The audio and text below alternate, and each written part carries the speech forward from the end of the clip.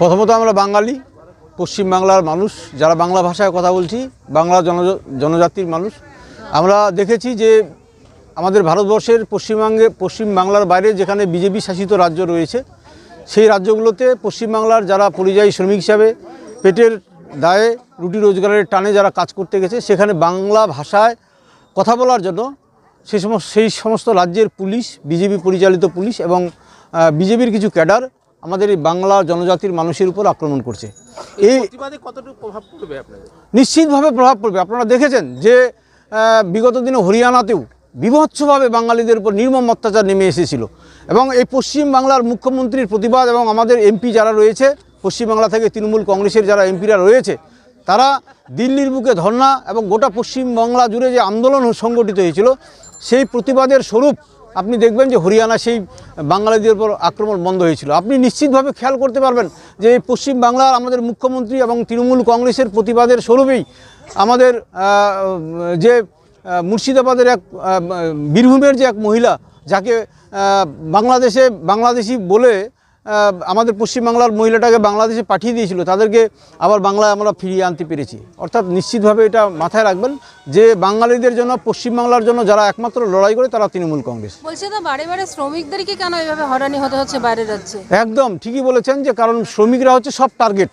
শ্রমিকরা এই বিজেপি পরিচালিত বিভিন্ন যে রাজ্য রয়েছে, সেক্ষেত্রে শ্রমিকরা যেহেতু শ্রমজীবী মানুষ, নিরক্ষর মানুষ রয়েছে, তাদের উপর বারবারভাবে নির্মমভাবে অত্যাচার নামিয়ে আনছে এই বিজেপি পরিচালিত বিজেপির রাজ্য সরকারের পুলিশ এবং বিজেপির ক্যাডাররা। তাহলে মমতা ব্যানার্জি কেন তাহলে এই শ্রমিকদের কথা ভাবছে না, বা নিজেদের পশ্চিমবঙ্গে কেন কলকারখানা বা কাজের জায়গা তাহলে যদি করা থাকতো, তাহলে তো বাইরে যেতে হতো না? না, পশ্চিমবাংলায় কলকারখানা প্রচুর পরিমাণ বাড়ছে, এটা আপনারাও জানেন, এবং তার সাথে সাথে এটা বাইরের যে রাজ্য রয়েছে তারাও আমাদের পশ্চিমবাংলায় প্রায় 1 কোটির উপর মানুষ পশ্চিমবাংলায় কাজ করতে আসে।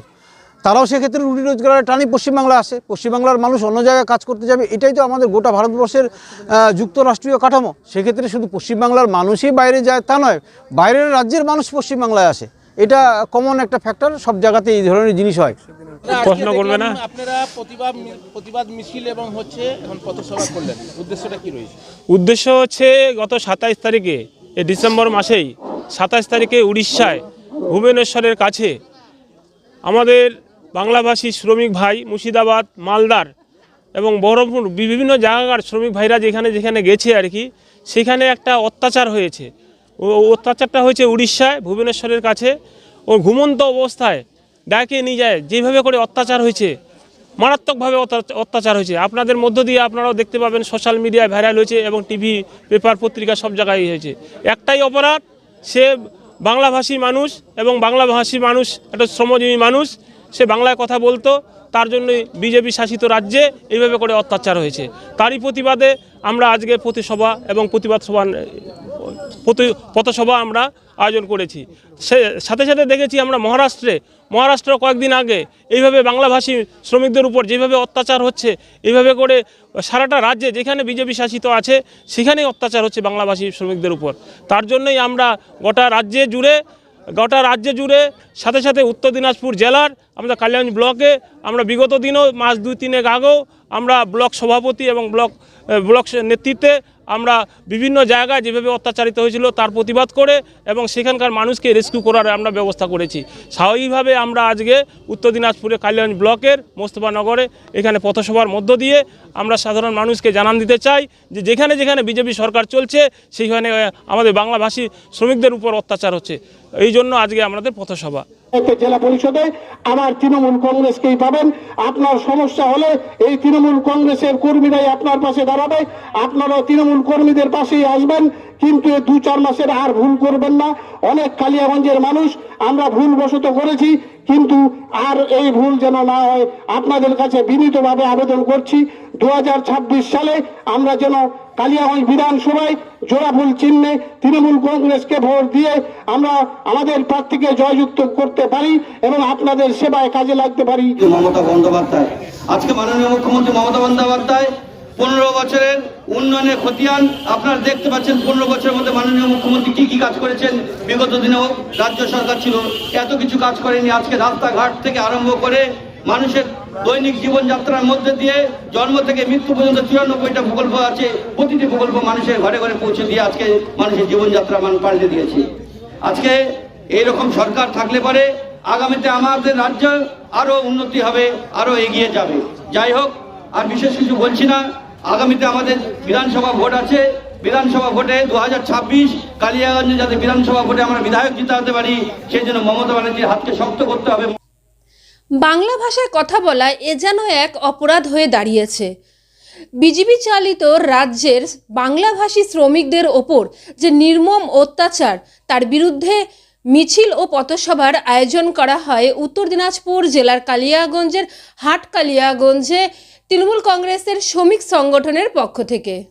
এই প্রতিবাদ সভায় উপস্থিত হয়েছিলেন সংগঠনের জেলা সভাপতি রামদেব সাহানি, সংগঠনের ব্লক সভাপতি গোপাল মাহাতো, তৃণমূল কংগ্রেসের কালিয়াগঞ্জের ব্লক সভাপতি নিতাই বৈশ্য, কালিয়াগঞ্জ পঞ্চায়েত সমিতির সভাপতি হিরণময়ী সরকার, মোস্তাফানগর গ্রাম পঞ্চায়েতের প্রধান গোলাম মোস্তাক, তৃণমূল ক্ষেত মজুর ব্লক সভাপতি নূর জামাল, সংখ্যালঘু সেলের ব্লক সভাপতি সিরাজুল ইসলাম, ব্লক যুব সভাপতি সঞ্জয় বর্মন, অঞ্চল সভাপতি বিজয় মিশ্র, জেলা পরিষদের নারী ও শিশু কর্মাধ্যক্ষ লতা সরকার, এছাড়াও জাহাঙ্গীর আলম, সুধন দেব শর্মা, শম্ভু পাল, ঝুনু সরকার সহ অন্যান্যরা। এই বিজেপির দালাল কেন্দ্রের নির্বাচন কমিশনের জবাব তোমায় দিতে হবে। এই কৃষকের উপর অবৈধ মূল্য বৃদ্ধি মানছি না, মানব না। হচ্ছে কেন মোদী অমিত শাহ জব চাই, জব দাও, মোদী অমিত শাহর কালো হাত ভেঙে দাও, গুড়িয়ে দাও। কার স্বার্থে অবৈধ এসআইআর এর নাম করে বয়স্ক মহিলাদের হেনস্থা করা হচ্ছে? বিজেপি জব চাই, জব দাও। 109 বছরের মহিলাকেও ছাড় দেওয়া হচ্ছে না কেন? অবৈধ এসআইআর এর নামে মোদী অমিত শাহ দালাল নির্বাচন কমিশন তোমায় জানায় ধিক ধিক ধিক্কার।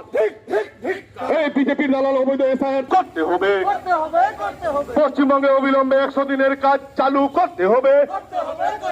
পশ্চিমবঙ্গে অবিলম্বে শ্রমিকের স্বার্থে 100 দিনের কাজ চালু করতে হবে। তার স্বার্থে পশ্চিমবঙ্গের বকেয়া পাওনা টাকা আটকে রাখা হয়েছে। মোদী অমিত শাহ জবাব দাও।